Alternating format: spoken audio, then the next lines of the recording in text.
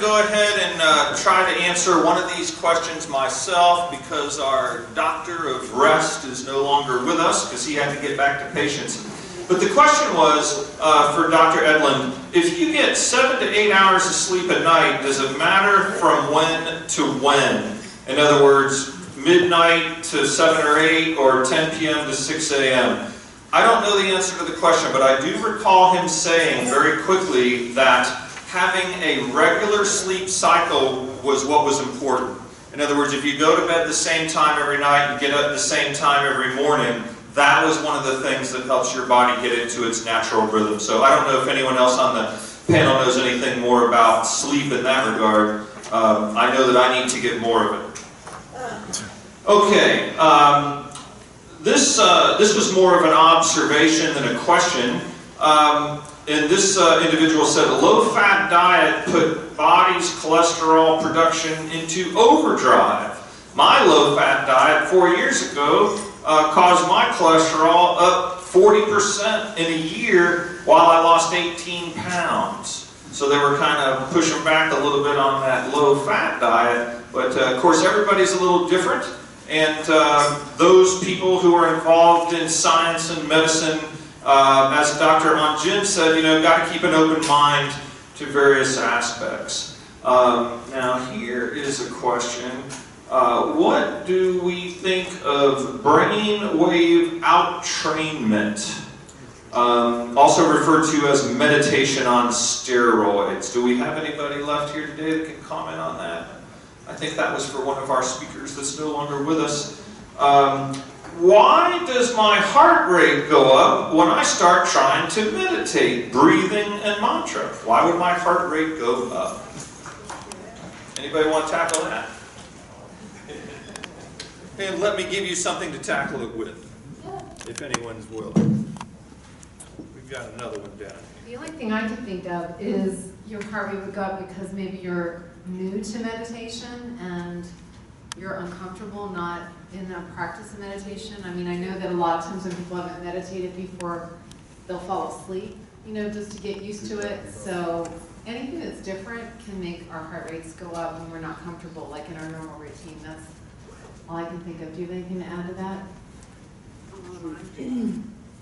No, well, other than I think when we have an increase in heart rate, particularly when we're in a rested state, then I think that is a good indication that perhaps there may be some other things going on that should be checked out.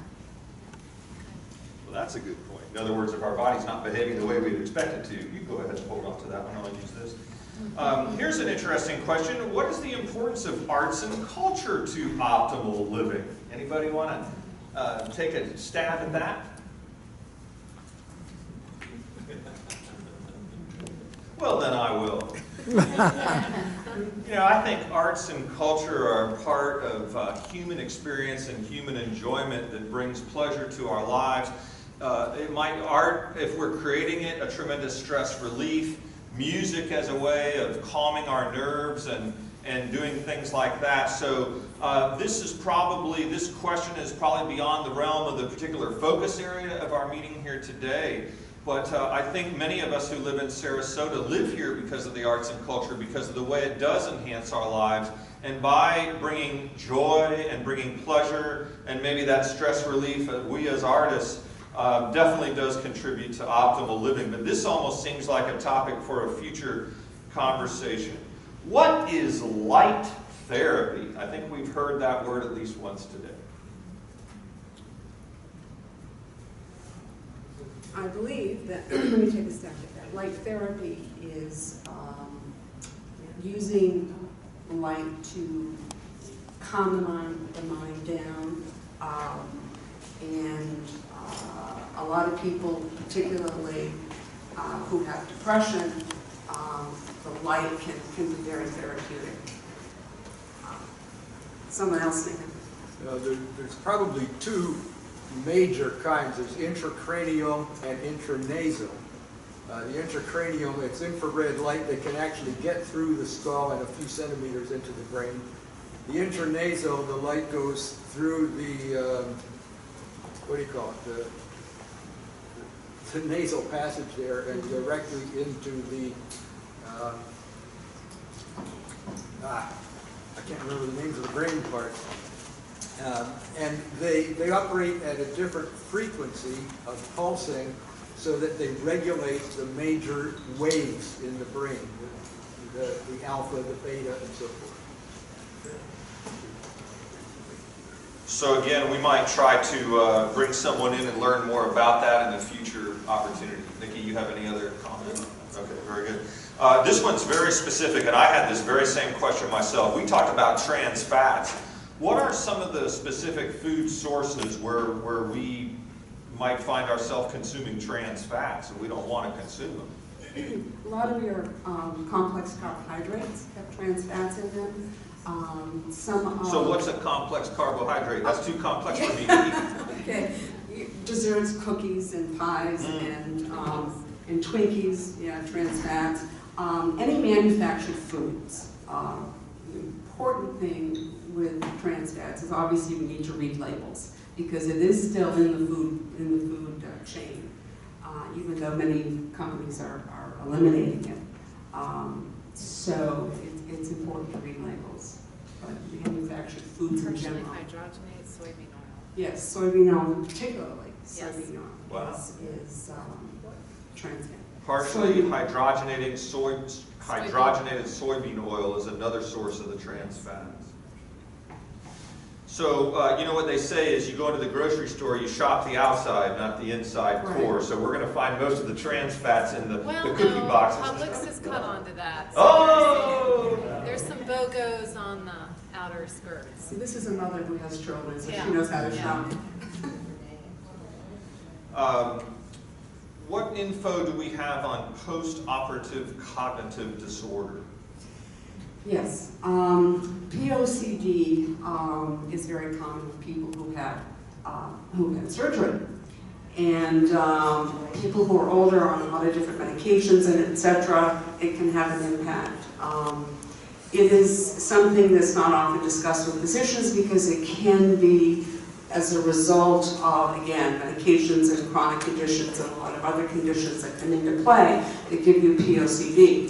You can have memory loss anywhere from 3 months to 3 years after surgery, POCD. It's a combination of the anesthesia, again, medications that you may have been taking historically or currently, and the operation and obviously the diseases that you have.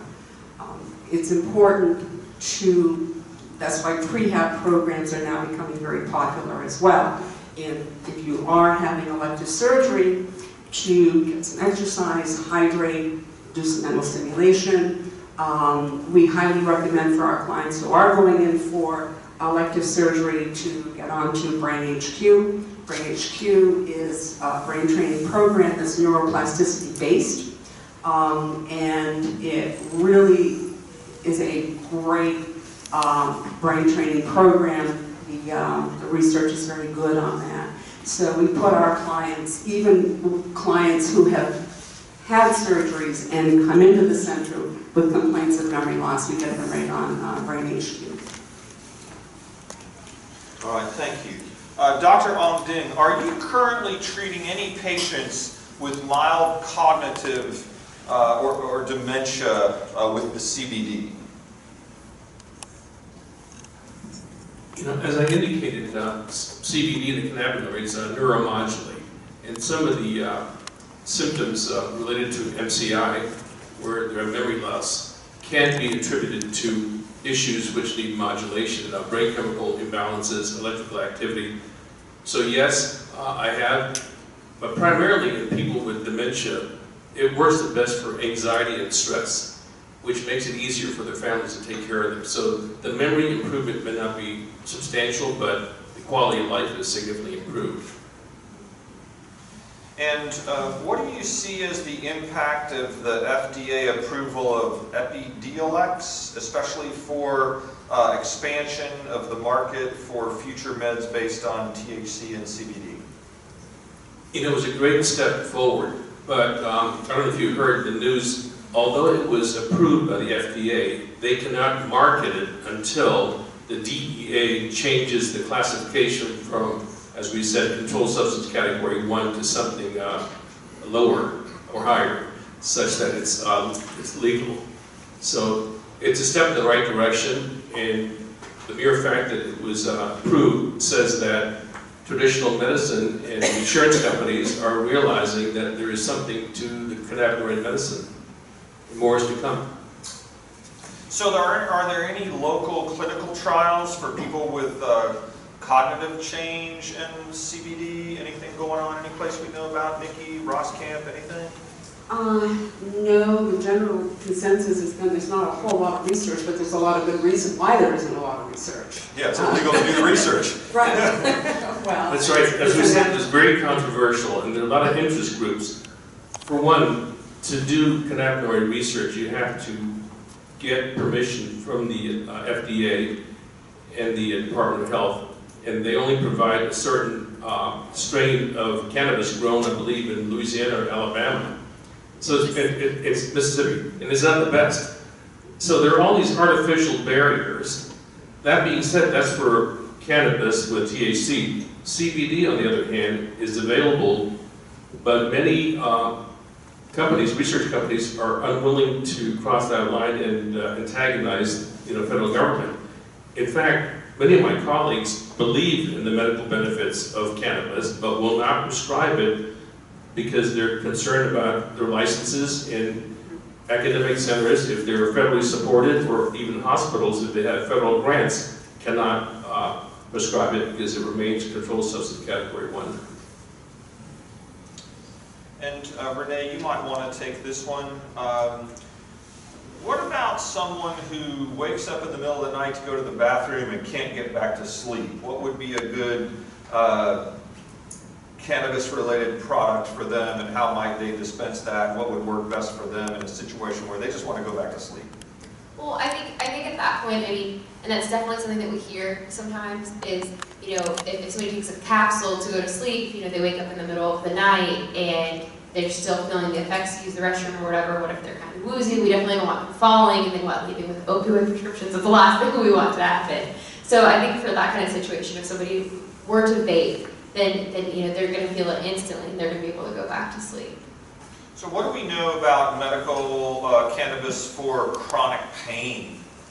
So that's definitely a gray area, and that's something that we have to unfortunately say so many times to almost every question is, that's a gray area. People ask, what about the concealed weapons permit? What about this? What about these different things? And so when the governor legalized the bill for us and signed us into law, they gave a list of qualifying conditions. And one of the things was chronic non-malignant pain. However, when they have these doctors who have spent a lot of time and money going to medical school, they have them take this exam. It's a 2-hour exam they have to take to become a qualified physician. But in there, it's constantly giving them scare tactics of just because chronic non-malignant pain is legal or is a qualified condition does not mean that that's the only thing. So they almost, correct me if I'm wrong, doctor, but they almost say, oh, you have chronic non-malignant pain. Well, it needs to be from one of the other qualifying conditions. So, you had breast cancer, you had a vasectomy that went wrong, and now you have pain from that. It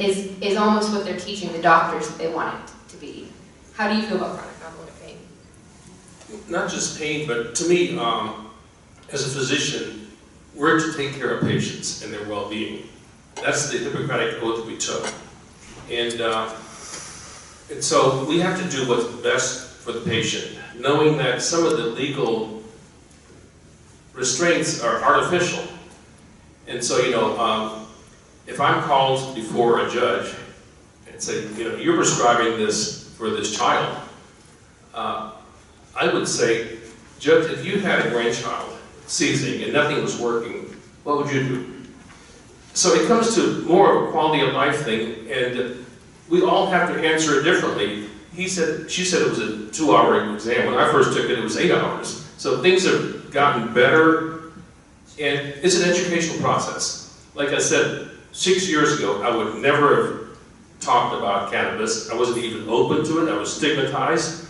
But as I was open and educated myself and saw with my own eyes the benefits, I saw that I couldn't withhold some of this compounds on the basis of legality. Because on the other hand, we're legalizing opiates, which are killing people, with overdoses, but cannabis has never resulted in death. The reason being, it doesn't suppress the brainstem, the respiratory system. There's never been a case of cannabis overdose death in 6,000 years. It's a totally different compound, but there's a lot of stigma and misinformation, and I've come to realize one of my major roles is to educate my fellow colleagues and the public.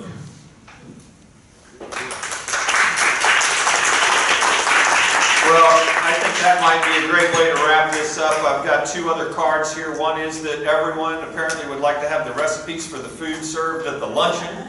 So Patrick, maybe we can talk to Francis into sharing the recipes with us, and you can put it up on the Downtown Sarasota Condo Association website. And by the way, folks, if you want to see the presentations today or last time or the time before that or the time before that, they're all available on the Downtown Sarasota Condo Association website. You just click to events, go to previous events, work your way back through there, you can see the whole history. And so this goes beyond today and becomes a resource that you can look back at in the future. And then Patrick, we have a question for you, my friend, and that is that when will we have our next event?